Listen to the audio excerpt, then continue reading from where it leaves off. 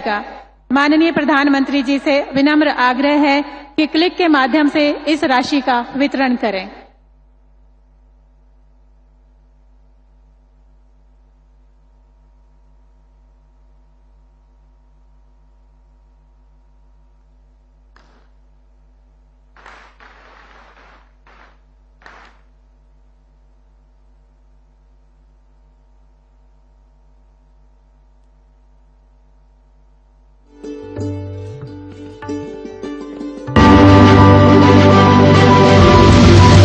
की बात है, हमारे सभी के लिए गर्व की बात है कि आज हमारे माननीय प्रधानमंत्री जी पधार रहे हैं इस बहुत ही शुभ अवसर पर। और सभी पूरा हर तरीके से मुझे लग रहा है हर व्यक्ति इतना खुश है, पूरा राजस्थान कि वो हमारे राजस्थान में वो पधार रहे हैं। और 75 इयर्स हो चुके हैं हाई कोर्ट के, और बहुत ही महत्वपूर्ण दिन है आज। और सभी जी, आज हम लोग लोधी रोड पर धोबी घाट कॉलोनी में आए हैं और यहाँ पर सेवा बस्ती में आकर हम लोगों ने कार्यक्रम सुना है हमारे यहाँ के स्थानीय निवासियों के साथ, भाई बहनों के साथ। मन की बात एक ऐसा कार्यक्रम है जो आपका मन प्रफुल्लित कर देगा, आपको आशा की एक नई किरण दिखाता है। आज के कार्यक्रम में अगर आप देखें, गैलेक्स आई के जो फाउंडर्स हैं, उसमें जो डैनियल साहब ने कहा वो दिखाता है सबका साथ, सबका विकास, सबका विश्वास और सबका प्रयास। उन्होंने कहा कि आज के युवा में स्टार्टअप करने में एक नई ऊर्जा है, क्योंकि उनको पता है कि आदरणीय प्रधानमंत्री श्री नरेंद्र मोदी जी के कुशल नेतृत्व में अब भारत में ब्रेन ड्रेन नहीं, ब्रेन गेन का मौसम आ गया है। सारे के सारे स्टार्टअप, खास करके अगर वो साइंस, टेक्नोलॉजी और स्पेस सेक्टर में है, तो वो एक्साइटेड है भारत में आकर मां भारती की सेवा करने के लिए। कांग्रेस बीजेपी के आइडियोलॉजी पर उतरती है तो हम पूरी सीटें उनके हवाले कर सकते हैं। देखिए, पहली बात तो ये है कि ये वही बीजेपी की सरकार है जिसमें जब अटल बिहारी साहब चीफ प्राइम मिनिस्टर थे तो उन्होंने माना कि जम्मू कश्मीर की समस्या है, इसका समाधान निकालना है, और उन्होंने पाकिस्तान से भी बात की और यहाँ सेपरेटिस्ट लीडर से भी बात की। मतलब ये है कि एक मुद्दा है, जम्मू कश्मीर की एक प्रॉब्लम है, और 370 जम्मू कश्मीर और मुल्क के बीच में एक पुल। अब उन्होंने वो पुल तोड़ दिया। उन्होंने खुद देखा कि क्या मतलब मामलात हो गए यहाँ पर। पार्लियामेंट इलेक्शन में उन्होंने देखा किस तरह नॉर्थ कश्मीर में लोगों ने प्लेबिसाइट सेंटिमेंट के ऊपर वोट डाले, जो वो सोचते थे शायद खत्म हो गया। तो मुझे लगता है कि उन लोगों ने उनको जवाब दिया है कि मसले कश्मीर है और 370 को खत्म करने से वो और कॉम्प्लिकेटेड हो गया है। अब होम मिनिस्टर साहब को ये सोचना है, जैसे हमारी जमात ये मानती है कि जम्मू कश्मीर की समस्या है जिसका समाधान इस मुल्क के आईन के अंदर निकालना है। तो अगर वो आईन की जो एक कड़ी है 370 उसको तोड़ना चाहते हैं, तो फिर वो मेरे ख्याल में जो अमित शाह साहब जो है वो सेपरेटिस्ट की बात कर रहे हैं, क्योंकि सेपरेटिस्ट तो 370 को नहीं मानते हैं। फिर अमित शाह साहब ही नहीं मानते, तो फर्क क्या है सेपरेटिस्ट में और उनमें? फिर हम तो मानते हैं, हम जैसी जमाते हैं कि जम्मू कश्मीर इस मुल्क के साथ 370 से जुड़ गया। सेपरेटिस्ट कहते नहीं जुड़ा है कोई 370, हम नहीं मानते। तो अमित शाह साहब भी वही बात कर रहे हैं, इसका मतलब वो वही बात कहना चाहते हैं, उसी बात पे यकीन करना चाहते हैं जो सेपरेटिस्ट कहते हैं कि कोई नहीं है, कोई जुड़ाव ही नहीं हुआ है। राहुल गांधी जो है जातिगत जनगणना की बात कर रहे हैं, अभी कल भी जो है उन्होंने इस बात का जिक्र किया है, इस पे गृह मंत्री का जो है आया। आप क्या मानते हैं, आपकी पार्टी क्या मानती है, होनी चाहिए जो अभी होना है जनगणना, उसके साथ जातिगत जनगणना होनी चाहिए? मेरी पार्टी ने अपना रुख इसको लेकर हमेशा से स्पष्ट रखा है कि जातीय जनगणना का पक्षधर लोक जनशक्ति पार्टी रामविलास है। हम लोग चाहते हैं कि जातीय जनगणना हो। इसका कारण है कई बार राज्य सरकार और केंद्र सरकार कई ऐसी योजनाएं बनाती हैं जो उस जाति को मद्देनजर रखते हुए उसको मुख्य धारा के साथ जोड़ने की सोच के साथ वो योजनाएं तैयार की जाती हैं। ऐसे में उस जाति की आबादी कितनी है ये जानकारी सरकार के पास कम से कम होनी चाहिए, ताकि उसके अनुपात में राशि आवंटित की जा सके उस योजना को लेकर या उस जाति को मुख्य धारा के साथ जोड़ने को लेकर। ये आंकड़े कम से कम सरकार के पास होने चाहिए। मैं इन आंकड़ों को सार्वजनिक करने का पक्षधर नहीं हूं। मैं मानता हूं कि ऐसे आंकड़े समाज में डिवाइड क्रिएट करेंगे। ऐसे में मैं चाहता जरूर हूं, कई बार न्यायालय के द्वारा भी आबादी को लेकर मांग की गई है। पूछा गया है कई बार सरकारों से कि फलाना जाति की क्या आबादी है। तो ऐसे में ये आंकड़े मैं मानता हूं कि कम से कम सरकारों के पास होने चाहिए। इसीलिए इस कंसल्टेशन के बाद में और साथ ही साथ जो जॉइंट कंसल्टेटिव मैकेनिज्म है सेंट्रल गवर्नमेंट के एम्प्लॉयज का JCM, उसके साथ मल्टीपल मीटिंग्स, फिर दुनिया के कई देशों में किस तरह की स्कीम्स हैं, किस तरह के सिस्टम्स है, वो भी देखा। फिर भारत की जो अर्थव्यवस्था है और केंद्र सरकार का बजट है, उसको समझने के लिए रिजर्व बैंक ऑफ इंडिया के साथ, वर्ल्ड बैंक के साथ, सबके साथ कंसल्टेशंस हुए और इस कंसल्टेशन के बाद में एक यूनिफाइड पेंशन स्कीम का रिकमेंडेशन इस कमेटी ने किया। और आज प्रधानमंत्री श्री नरेंद्र मोदी जी की अध्यक्षता में यूनियन कैबिनेट ने यूनिफाइड पेंशन स्कीम को अप्रूव किया है, इसको अनुमोदित किया है और ये स्कीम अभी आने वाले समय में लागू होगी। इस स्कीम के 5 पिलर्स हैं। सबसे इंपॉर्टेंट विषय था कर्मचारियों की तरफ से कि हमें अश्योर्ड अमाउंट एक चाहिए, जो बहुत लॉजिकल और वाजिब रिक्वायरमेंट था।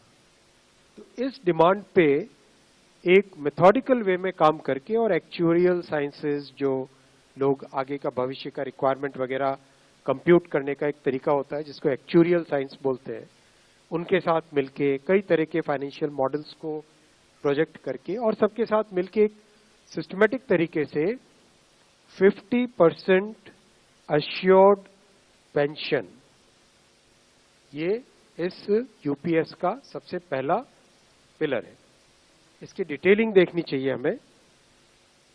जो ये अमाउंट मिलेगा वो रिटायरमेंट से पहले के 12 महीनों की एवरेज बेसिक पे का 50% होगा। मैं रिपीट कर रहा हूं, अश्योर्ड पेंशन का जो अमाउंट है that will be the average of basic पे ऑफ 12 मंथ्स बिफोर सुपर एनुएशन, उसका 50% होगा। और इस फुल पेंशन के लिए जो क्वालिफाइंग सर्विस रहेगी वो रहेगी 25 इयर्स, यानी 25 वर्ष तक अगर किसी ने काम किया है, सेवा की है, तो उसको फुल पेंशन यानी जो ये अश्योर्ड पेंशन का अमाउंट है वो मिलेगा। 25 साल से अगर कम है लेकिन 10 साल से ज्यादा है तो उसमें प्रोपोर्शनेट पेंशन रहेगी, प्रो रेटा वो पेंशन का अमाउंट बनेगा। जो कभी किसी कर्मचारी की डेथ हो जाए तो फैमिली पेंशन एक बहुत बड़ा, स्पाउस के लिए ये बहुत बड़ी एम्प्लॉयज की एक रिक्वायरमेंट थी, डिमांड थी। तो सेकंड पिलर इस यूपीएस का है अश्योर्ड फैमिली पेंशन। किसी भी कर्मचारी के डिमाइज से पहले, इमीडिएटली पहले जो पेंशन थी, अमाउंट था, उसका 60% मिलेगा एम्प्लॉय के, डिसीज्ड एम्प्लॉय के स्पाउस को। ये सेकंड पिलर है। थर्ड पिलर है अश्योर्ड मिनिमम पेंशन। कई बार देखा कि सर्विस कम होती है और कंट्रीब्यूशन जितना हुआ है उससे एक सफिशिएंट अमाउंट नहीं मिल पाता था, और ये अपने आप में एक बड़ा विषय था केंद्र सरकार के कर्मचारियों का और एनपीएस में जुड़े सभी कर्मचारियों का। इसीलिए एक minimum assured pension, assured minimum pension 10,000 rupees per month, वो इसमें यूपीएस में थर्ड पिलर ये रखा गया। इसके साथ आगे वाले पॉइंट को जोड़ के करेंगे तो अगर डीएनएस रिलीफ यानी महंगाई से रिलेटेड रिलीफ जो मिलेगी तो वो आज की तारीख में होते होते करीब करीब 15,000 रुपए पर मंथ हो जाती है, which is a substantial relief part of this entire pension system. Fourth pillar है इन्फ्लेशन के साथ इंडेक्सेशन। जैसे केंद्र सरकार के एम्प्लॉयज के लिए सैलरी में डीएनएस अलाउंस होता है, उसी पैटर्न पे जो इंडेक्स है, सेम इंडेक्स को यूज करके all India consumer price index for industrial workers, इसको यूज करके assured pension, assured family pension और अश्योर्ड मिनिमम पेंशन, इन तीनों के तीनों जो आपने पिछले पेज पे ये तीनों पिलर्स देखे, assured pension, assured family pension और अश्योर्ड मिनिमम पेंशन, इन तीनों के ऊपर इन्फ्लेशन इंडेक्सेशन डीएनएस रिलीफ के बेसिस पे मिलेगा। डीआर, डीए की जगह डीआर, डीएनएस रिलीफ। पांचवा पिलर है इस स्कीम का lump sum payment at superannuation in addition to gratuity. ये एक तरीके से बहुत ही इंपॉर्टेंट और बहुत ही बड़ी एक रिलीफ मिलेगी। जब सुपर एन्युएशन होता है तो उसके बाद में इंसान अपनी लाइफ को प्लानिंग जिस तरह से करना चाहिए तब कई बड़े खर्चे आते हैं, इसलिए ये लंप सम एक अमाउंट तय किया गया। यह है कि हर 6 महीने की सर्विस के लिए मंथली एमोल्यूमेंट्स विच मीन्स पे एंड डीए कंबाइंड, उसका 10% अमाउंट। तो ये एक अपने आप में सब्सटैंशियल एक अमाउंट रह जाएगा। जैसे मान लीजिए किसी का 30 इयर्स की सेवा है तो उसमें करीब करीब 6 महीने की सैलरी, समरतन साहब दैट्स करेक्ट ना, करीब करीब 6, तो उसको 6 महीने की एमोल्यूमेंट्स जो उसकी रहेगी पे प्लस डीए मिला के वो एक लमसम अमाउंट की तरह मिलेगा। ये 5 पिलर्स को लेके आज यूनिफाइड पेंशन स्कीम अप्रूव हुई है। ये स्कीम केंद्र सरकार के करीब 23 लाख कर्मचारी, करीब 23 लाख एम्प्लॉयज हैं, उनको इसका बेनिफिट मिलेगा। ऑप्शन रहेगा, कोई अगर एनपीएस में रहना चाहे तो एनपीएस में रह सकता है, यूपीएस में ऑप्ट करना चाहे which is naturally a very attractive scheme तो उसमें ऑप्ट कर सकता है। प्लस राज्य सरकारें अगर इसी फ्रेमवर्क को, इसी आर्किटेक्चर को यूज करना चाहे तो राज्य सरकारें भी इस आर्किटेक्चर को यूज कर सकती है। अगर राज्य सरकार के कर्मचारी भी इसमें शामिल होते हैं तो करीब 90 लाख के आसपास टोटल कर्मचारी इसका बेनिफिट मिलेगा। सबसे इंपॉर्टेंट जो आज के इस फैसले का बहुत ही महत्वपूर्ण पार्ट है वो है कि कर्मचारियों पर इस स्कीम का भार नहीं पड़ेगा। देखिए, सुप्रीम कोर्ट ने सभी बड़े अफसरों को कहा था कि आप सुप्रीम कोर्ट में एफिडेविट डाल के बताइए कि एलजी साहब ने उस जगह विजिट की या नहीं की और वहां क्या हुआ। हम ये बात बार बार कह रहे थे कि जहां पे पेड़ काटे गए वहां पे एलजी साहब गए थे, और ये बात उस हलफनामे से साबित हो जाती है कि एलजी साहब वहां गए थे और उन्होंने वहां पे डायरेक्शंस दी। इस दूसरे एफिडेविट के अंदर एक बड़ी अजीब बात है कि यह कहने की कोशिश हो रही है कि उपराज्यपाल महोदय को यह मालूम ही नहीं है कि दिल्ली के अंदर पेड़ काटने के लिए आपको ट्री ऑफिसर की परमिशन चाहिए होती है और जंगल में पेड़ काटने के लिए आपको सुप्रीम कोर्ट की परमिशन चाहिए होती है। कैसे संभव है? और तीसरी बात, मुख्य सचिव कह रहे हैं कि किसी अफसर ने एलजी साहब को यह बताया ही नहीं कि परमिशन की जरूरत होती है। ये कैसे संभव है जब सब अफसरों को मालूम है कि यहां पे हम पेड़ों के ना कटने की वजह से ही हैं, और जब तक पेड़ नहीं कटेंगे सड़क चौड़ी नहीं होगी, और पेड़ों की कटने की परमिशन नहीं मिली है। ये कैसे हो सकता है कि एलजी साहब को किसी अफसर ने नहीं बताया? वो तभी संभव है जब अफसर एलजी साहब से इतना डरते हों कि उनकी इलीगल डायरेक्शंस को भी अफसर चैलेंज ना कर पाए, उनको सच ना बता पाए। ये दिल्ली की पूरी ब्यूरोक्रेसी के लिए बहुत शर्मसार करने वाली बात है। आज सौभाग्य मिला महाप्रभु की दर्शन के लिए। आगामी 17 सितंबर में माननीय प्रधानमंत्री जी की जन्मदिन के अवसर पे प्रधानमंत्री जी उड़ीसा आएंगे। चुनाव के समय में एक महत्वाकांक्षी योजना के बारे में भारतीय जनता पार्टी की संकल्प पत्र में दायित्व लिया गया था। उड़ीसा की महिलाओं को, जरूरतमंद महिलाओं को सालाना और 5 वर्ष में 50,000 रुपया की सरकारी अनुदान दिया जाएगा। इस कार्यक्रम का नाम सुभद्रा योजना रखा गया था। उसकी शुभारंभ करने के लिए प्रधानमंत्री जी को यहाँ का मुख्यमंत्री निमंत्रण दिए हैं। 17 सितंबर को उड़ीसा आने के लिए प्रधानमंत्री जी ने भी स्वीकृति दिया है। 17 सितंबर को आएंगे। अभी अभी राज्य सरकार ने सुभद्रा योजना की एसओपी लोगों के सामने लाए हैं। इसमें पता चलता है राज्य में गरीब समाज के अंदर, गरीब तबके के लोगों के अंदर 1 करोड़ से ज्यादा महिलाओं को इसकी लाभार्थी बनाया जाएगा। महिलाओं में बहुत उत्साह है। इसमें 2 प्रमुख मुद्दों पे डिस्कशन हुआ, नक्सलिज्म और नारकोटिक्स। मैं आज मिला उनसे, सुबह आधा पौन घंटे बातचीत हुई। छत्तीसगढ़ में आकर बैठक के बाद जितनी संतुष्टि थी और पूरी कार्य योजना को लेकर उनके अंदर जो संतोष था, 7 राज्यों के पुलिस के वरिष्ठ अधिकारियों के साथ बैठक हुई, तो एक निश्चित टारगेट को लेकर 3 दिन यहाँ रहे और सघन चर्चा के बाद आज सुबह जब मैं उनसे मिला तो उनके चेहरे में जो मुस्कुराहट थी, जो प्रसन्नता थी, इससे लगता है कि ये पूरा का पूरा उनकी मेहनत सफल हुआ और जो एक बड़ा लक्ष्य है कि छत्तीसगढ़ में नक्सल हिंसा को समाप्त करें, नक्सलवाद को समाप्त करें, उस टारगेट की ओर माननीय अमित शाह के नेतृत्व में सफल होंगे। किसने कहा? मैं दिल की गहराइयों से होम मिनिस्टर साहब का शुक्रगुजार हूं कि उन्होंने हमारे मैनिफेस्टो का जिक्र किया। नहीं तो कहाँ हम छोटे मतलब दर्जे की एक तंजीम इस मुल्क के एक दूर दराज कोने में इलेक्शन लड़ते हुए हमारा मंशूर हिंदुस्तान के होम मिनिस्टर को नजर आए, ये बहुत बड़ी बात है। मैं तो बहुत शुक्रगुजार हूं कि उन्होंने जब हमारे मंशूर का नोटिस लिया तो उन्होंने मजबूर किया उन लोगों को जो आज तक हमारा मंशूर पढ़ने के लिए तैयार नहीं थे, उन्होंने भी हमारा मंशूर पढ़ा।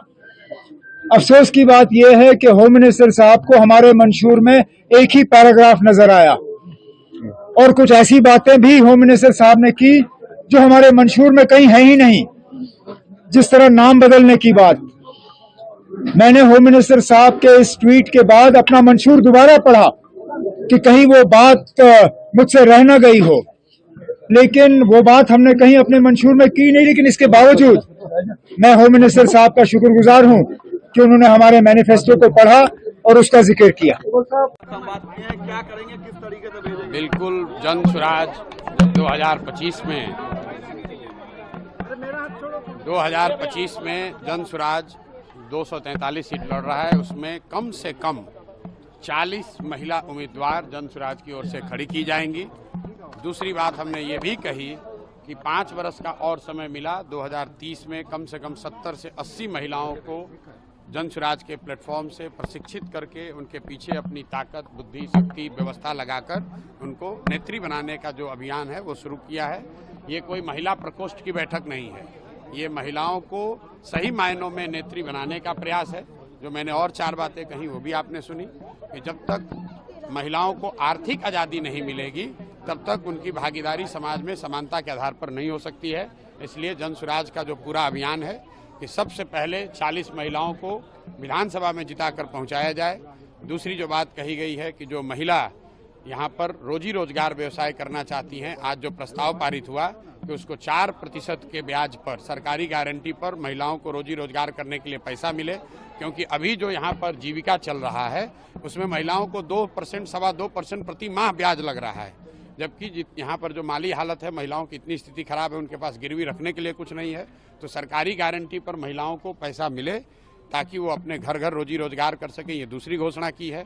तीसरी घोषणा जो सबसे महत्वपूर्ण है, जो गांव-गांव से करते आए हैं कि 2025 में जब जनता की सरकार बनेगी, जन स्वराज की सरकार बनेगी, तो साल भर के अंदर बिहार से किसी भी बच्चे को, किसी के बेटे, किसी के पति, किसी के बाबूजी, भाई भतीजा को मजबूरी में 10-12 हज़ार रुपये के रोजी रोजगार के लिए बिहार छोड़कर जाना नहीं पड़ेगा। इसका पूरा ब्लूप्रिंट हमने जारी किया है, उस पर भी आज मैंने महिलाओं की सहमति ली। आपने खुद देखा होगा, महिलाओं ने हाथ उठाकर उसका समर्थन किया है।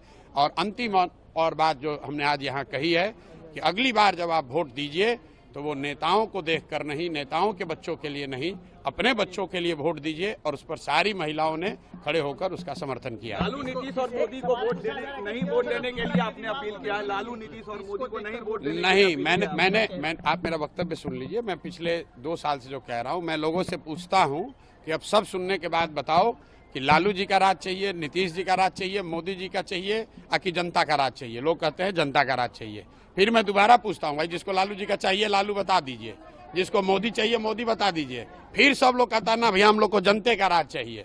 तो जनता का राज चाहिए तो उसका रास्ता बताते हैं कि जिन नेताओं ने आपको और आपके बच्चों को ठगा है, आपके पेट पर लात मारा है, उन नेताओं को, चाहे वो आपके जाति का है, आपके धर्म का है, उसको वोट नहीं देना है। वोट किसको देना है? मैंने ये नहीं कहा कि वोट प्रशांत किशोर को देना है कि जनसुराज को देना है। मैंने उनको रास्ता बताया कि वोट अगली बार नेता का चेहरा देखकर नहीं, अपने अपने बच्चों का चेहरा देखकर देना है। और यही जनसुराज का अभियान है। 2 बरस यही कर रहे हैं, आज यही दोबारा किया।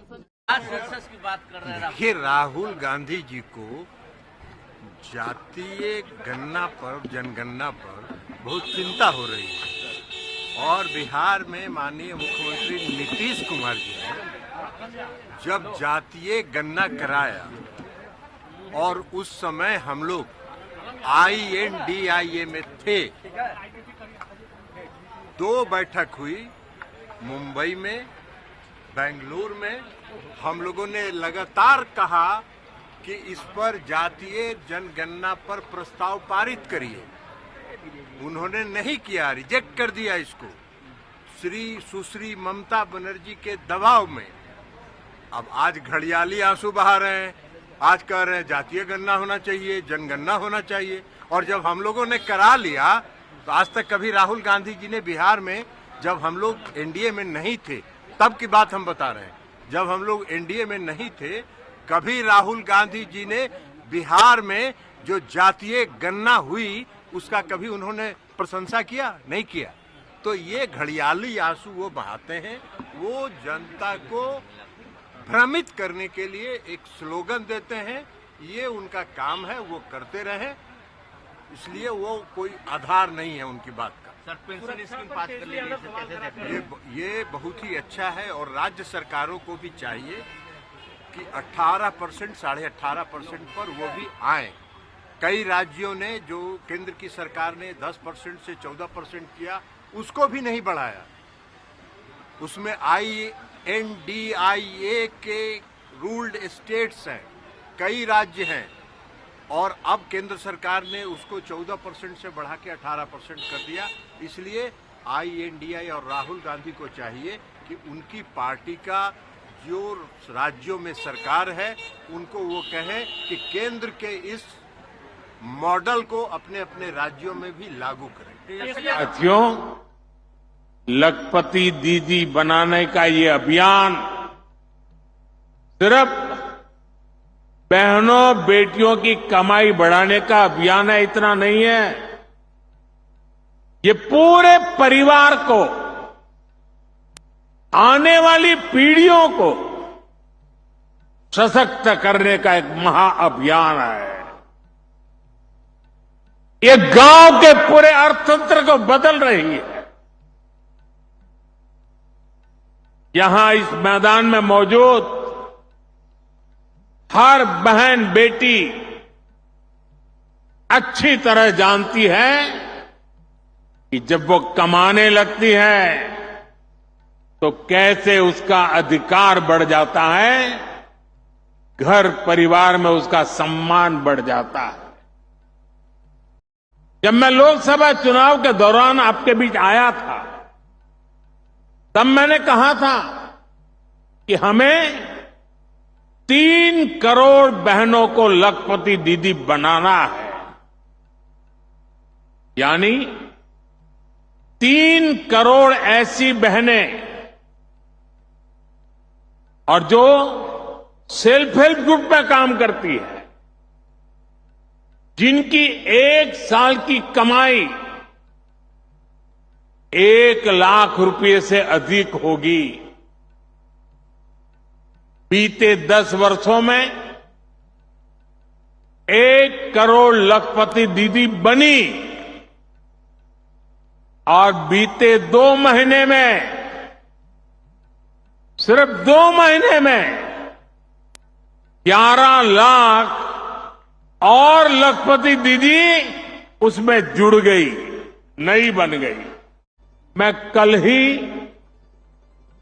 अपने विदेश के दौरे से लौटा हूं। मैं यूरोप के देश पोलैंड गया था और वहां भी मुझे के दर्शन हुए।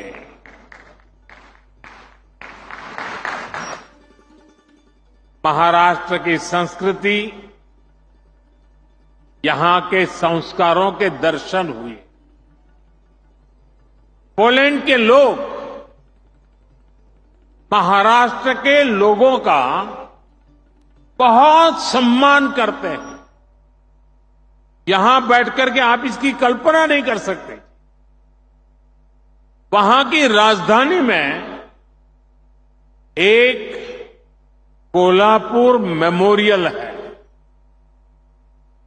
पोलैंड के लोगों ने ये मेमोरियल कोल्हापुर के लोगों की सेवा और सत्कार की भावना को सम्मान देने के लिए बनाया है। आप में से कुछ लोगों को पता होगा, दूसरे विश्व युद्ध के दौरान पोलैंड की हजारों माताओं और बच्चों को कोल्हापुर के राज परिवार ने शरण दी थी। छत्रपति शिवाजी महाराज के संस्कारों के अनुरूप राज परिवार ने, सामान्य लोगों ने शरणार्थी। जब वहां मैं महाराष्ट्र के लोगों के सेवा भाव, मानवता प्रेम की प्रशंसा सुन रहा था तो मेरा माथा गर्व से ऊंचा हो रहा था। हमें नौगांव में तो कांड हुआ है। देखिए, नौगांव में जो एक नाबालिग लड़की के साथ जो कांड हुआ है उसको हम पूरे तरीके से जो वहां पे जो अपराधी हैं उनको, उनकी ये कांड से पूरा समाज आज आक्रोश में है, उत्तेजित है। और इस वक्त उस नाबालिग लड़की की चिकित्सा अस्पताल में हो रही है।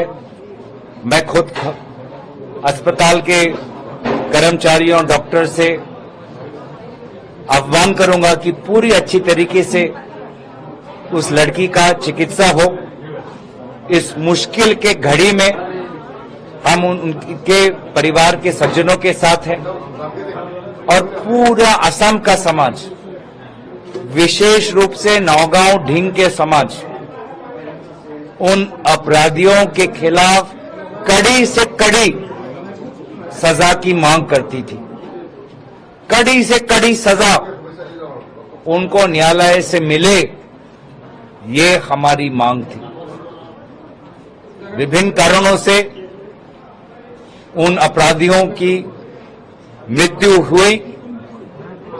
उसके पश्चात भी नौगांव ढींग के समाज इतने उत्तेजित हैं, इतने दुख में हैं कि उन्होंने पूरे तरीके से उन अपराधियों का सामाजिक रूप से बहिष्कार किया है।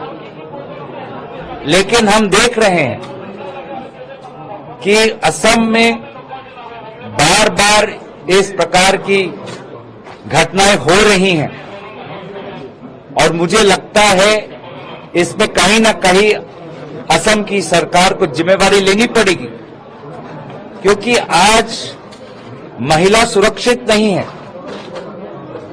आज विभिन्न उदाहरण हमें मिल रहे हैं कि असम की आइन और ये लॉ एंड कानूनी जो व्यवस्था है पूरी तरीके से कमजोर हो चुकी है। 15 अगस्त को 25 जगहों में अल्फा एक उग्रपंथी संगठन ने 25 जगह पे बम जैसे वस्तुएं रखें और असम के गृह विभाग को कुछ पता ही नहीं चला, मुख्यमंत्री को कुछ पता ही नहीं चला। तो आज मुख्यमंत्री ने जो भ्रष्टाचार का साम्राज्य बनाया हुआ है, उस साम्राज्य में असम का कोई भी वर्ग सुरक्षित नहीं है। वो चाहे पुरुष हो या महिला हो, वो चाहे हिंदू हो या मुस्लिम हो, वो चाहे असम का हो या मारवाड़ी समाज का हो। इसीलिए ये सरकार में जो लोग नेतृत्व ले रहे हैं, सिर्फ भ्रष्टाचार, सिर्फ अपने व्यक्तिगत धन संपत्ति को बढ़ाने में उनका पूरा ध्यान है और हर तरीके से असम का हर वर्ग आज देख रहा है कि ये सरकार कितनी निकम्मी हो चुकी है और कितनी व्यर्थ हो चुकी है। और फिर मीडिया में आपको दिखेगा भैया, एक पहले क्या होगा, वो बॉलीवुड की बात करेंगे, वहां पे डांस गाना दिखेगा, उसमें भी आपको कोई 90% का नहीं मिलने वाला, कोई नहीं मिलेगा। मैंने चेक किया भाई, मैंने लिस्ट निकाली है, मैंने भैया मिस इंडिया की लिस्ट निकाली है,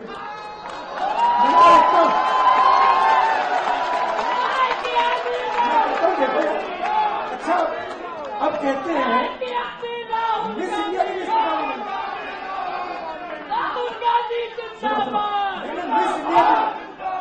मैंने मिस इंडिया की लिस्ट निकाली, कहा ठीक है देखते हैं, मतलब माइनॉरिटी भी 90% में आती है मैडम, आप ही सामने, और आपको और शायद जो आपके साथ हो रहा है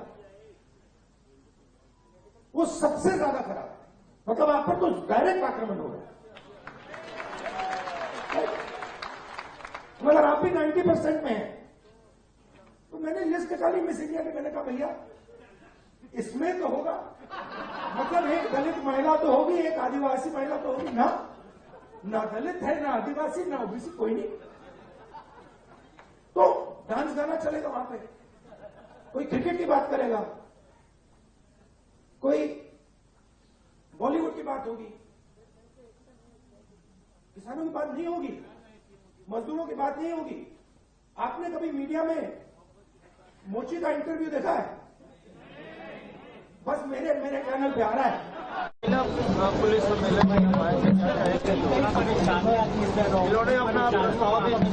देखिए, आज पहली बार झारखंड में झारखंड पुलिस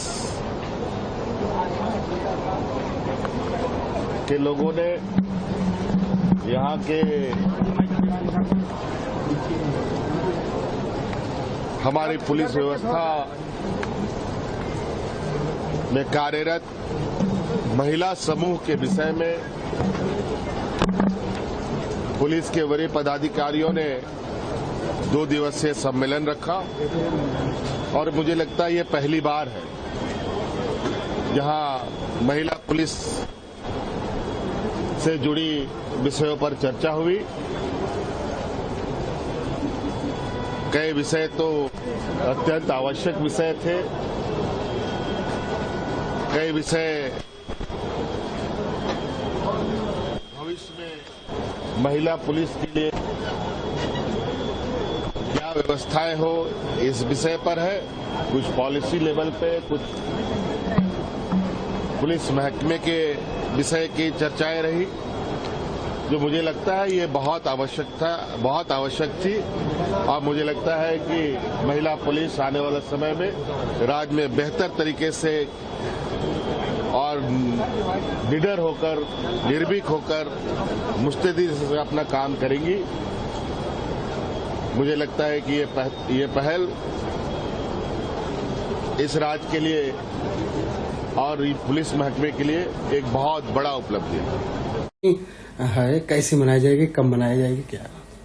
देखिए, जन्माष्टमी जो है वो इस वर्ष 2 प्रकार की हो गई है, 2 दिन हो गई है, 26 और 27। 26 को स्मार्ता नाम और 27 को वैष्णवा नाम, इसलिए 27 को ही ये जन्माष्टमी रामलला की यहाँ मनाई जाएगी, रामलला की। और उसी प्रकार से धूमधाम से मनाई जाती, बड़े भव्य दिव्य रूप से मनाई जाती है। जैसे भगवान राम की जन्मस्थली और भगवान राम की नवमी मनाई जाती है, वैसे भगवान कृष्ण का भी जन्म उत्सव बड़े दिव्यता से मनाया जाता है। और उसमें 5 प्रकार की पंजीरी होती है और चरणामृत होता है, विविध प्रकार के फल होते हैं और मिष्ठान होते हैं और ये सब का भोग लगता है और भक्तों को वितरण किया जाता है। तो ये वैसे माना जाता है, जैसे कहा जाता है कि जग में सुंदर हैं तो नाम चाहे कृष्ण कहो या राम। हमारे भगवान कृष्ण और हमारे भगवान श्री राम दोनों जगह है, मथुरा और अयोध्या में जन्म लिए। अयोध्या में राम और मथुरा में भगवान कृष्ण। तो वहाँ भी जिस प्रकार से रामनवमी मनाई जाती है मथुरा में भी, उसी प्रकार से कृष्ण जन्माष्टमी यहाँ अयोध्या में मनाई जाती है। इसलिए दोनों का साथ साथ संबंध है और साथ साथ ये दोनों ही महापुरुष धर्म की स्थापना करने के लिए और अधर्म का नाश करने के लिए आए हैं। इसलिए हमारे जितने सनातनी हैं वह सब के सब भगवान कृष्ण की जन्मोत्सव और भगवान राम की जन्मोत्सव मनाते हैं। तो इस वर्ष 2 प्रकार की है, 2 दिन पड़ेगा, 26-27 दोनों दिन भव्य दीप मनाए जाएंगे। और यहाँ तो बहुत लोग अपने घर में, मंदिर में तो मनाए जाते हैं, अपने घर में भी कृष्ण का जन्मोत्सव मनाते हैं। तो इस तरह से भव्यता दिव्यता के साथ संपन्न होगा भगवान कृष्ण का जन्मोत्सव। बहुत ही आनंद लेंगे भक्तगण और उनको विधि विधान से जो पूजा होगी, जो प्रसाद उनको अर्पित किया जाएगा, वही प्रसाद वितरण किया जाएगा। जो भी दर्शनार्थी और भगवान कृष्ण के भक्त यहाँ उपस्थित होंगे। बीत भी चुके हैं और इस 16 दिन के दौरान और कम से कम और 5 रेप की घटनाएं भी घट चुकी है पूरे देश में। हमको पता है महाराष्ट्र बदलापुर में क्या हुआ है, हमको ये भी पता है कि असम में क्या हुआ है, हमको ये भी पता है कि मुजफ्फरनगर में क्या है। मैं कलकत्ता का रहने वाला हूँ, इसीलिए मैं कलकत्ते की जो प्रशासन है, जो एडमिनिस्ट्रेशन है, उससे मैं अकाउंटेबिलिटी की मांग करूंगा मैं कि मुझे जानना है कि आर्जिकर में क्यों हुआ ये, और ताकि आगे चल के ऐसा कुछ ना घटे। इसकी एक प्रॉमिस, इसकी एक अकाउंटेबिलिटी मुझे चाहिए।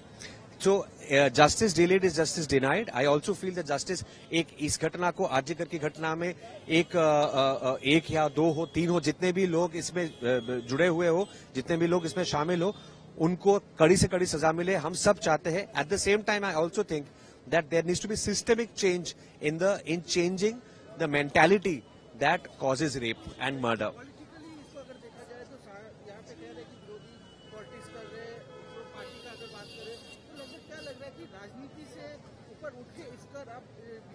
देखिए, जिनको राजनीति करनी है इसमें, वो लोग तो करेंगे, वो मतलब विरोधी लोग भी करेंगे, ये उनके लिए एक मौका है, वो करेंगे। और प्रशासन अगर कहने लगे कि जितने भी लोग रास्ते पे उतर रहे हैं वो सारे लोग राजनीति के साथ जुड़े हुए, तो वो प्रशासन की भी गलती है। जो इनको राजनीति करना है, विरोधी लोग जो है वो करेंगे, लेकिन जो लोग हम देख रहे हैं ये घटना घटने के बाद से, जितने भी लोगों को हमने रास्ते पे आते हुए देखा है, खास करके 14 तारीख रात को, वो सब लोग राजनीति से जुड़े हुए नहीं है। वो लोग स्पॉन्टेनियस सिविल सोसाइटी प्रोटेस्ट है, फेमिनिस्ट का प्रोटेस्ट है, नॉर्मल पीपल का प्रोटेस्ट है। हाँ, तो कहीं पे भी राजनीति होगी इस बार ऐसी एक घटना को लेके। बदलापुर में भी जो है, महाराष्ट्र में, वहां पे भी हो रही है। तो ये अनफॉर्चुनेट है, लेकिन ये एक हमारे देश की एक रियलिटी है। तो हम जब रास्ते पे आ रहे हैं, तब हम कोई भी पॉलिटिकल बैनर के अंडर में नहीं आ रहे। हम as a member of the civil society of this country and of this city हम जस्टिस मांग रहे हैं। और जस्टिस सिर्फ आर्जिकर की घटना का नहीं, बिल्कुल उसके लिए भी जस्टिस चाहिए। उसके लिए तो सर मतलब सबसे पहले जस्टिस चाहिए, उसके बाद ये पूरा साइकोलॉजी जो है, जो रेप की तरफ आदमी को धकेलता है, उसके लिए बहुत सारे सिस्टमिक चेंजेस चाहिए पूरा इंफ्रास्ट्रक्चर में।